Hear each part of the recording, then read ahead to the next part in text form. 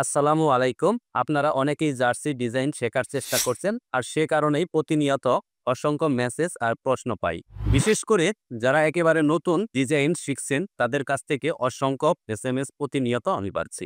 সবচেয়ে বেশি যে প্রশ্নগুলো আমি আপনাদের কাছ থেকে পেয়ে থাকি, যেমন কত ইঞ্চি নিচে লোগো হবে, লোগোর সাইজ কত হবে, কত ইঞ্চি নিচে ক্লাবের নাম হবে এবং ফ্রন্টের সাইজ কত হবে, এই সমস্ত প্রশ্ন কিন্তু আপনারা প্রতিনিয়ত আমাকে এসএমএস করে বলে থাকেন। ছাড়াও আরো অনেক প্রশ্ন করেন, যেমন এখানে যে খেলোয়াড়ের নাম হবে এটা কত ইঞ্চি নিচে হবে এবং ফন্টের সাইজ কেমন হবে। তাছাড়াও এখানে যে আপনার নাম্বার রয়েছে, এই নাম্বারটা কত ইঞ্চি নিচে হবে এবং এটার সাইজ কত হবে, এবং এখানে যে স্পন্সরের যে নামগুলো দিতে হয় এগুলো নিচের থেকে কত ইঞ্চি উপরে দেব এবং এগুলোর সাইজ কিরকম দেব।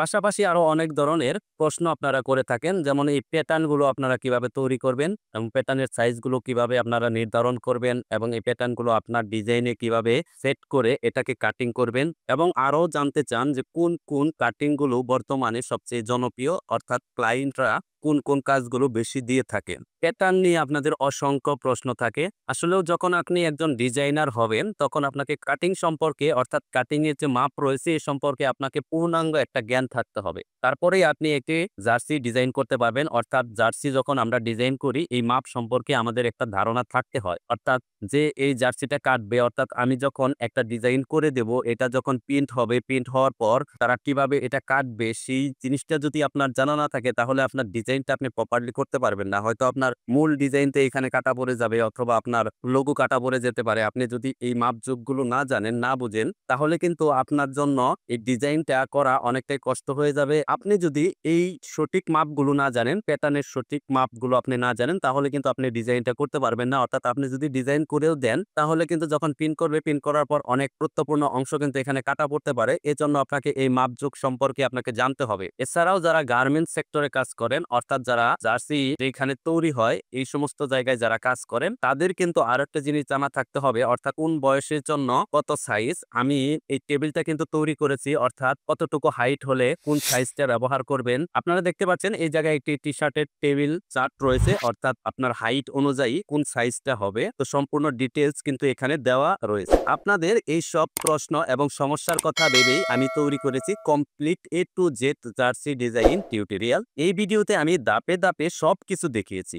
জার্সির যে সঠিক মাপ রয়েছে, জার্সির প্যাটার্নের যে সঠিক মাপ রয়েছে সেগুলো এই ভিডিওতে আমি দেখিয়েছি। লোগো কোথায় প্লেসমেন্ট করবেন, অর্থাৎ কত ইঞ্চি নিচে দিবেন এবং এটার সাইজ কতটুকু দিবেন, এগুলো নিয়ে আলোচনা করেছি। এবং এই নাম কত ইঞ্চি নিচে দিবেন, নাম্বার কত ইঞ্চি নিচে দিবেন, এই সমস্ত বিষয় নিয়েই আমি একটি পূর্ণাঙ্গ ভিডিও তৈরি করেছি।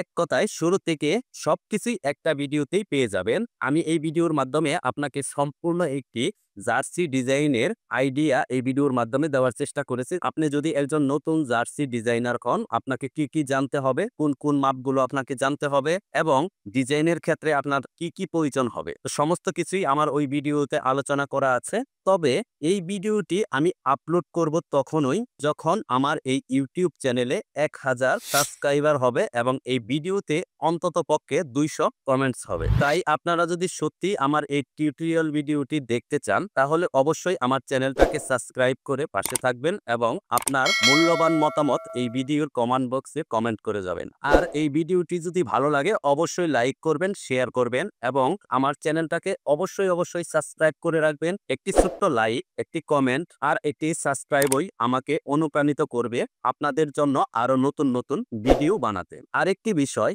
যারা আমার ভিডিও নিয়মিত দেখেন তাদের মধ্যে প্রায় 80% নন সাবস্ক্রাইবার, যারা আমাকে এখনো সাবস্ক্রাইব করেননি।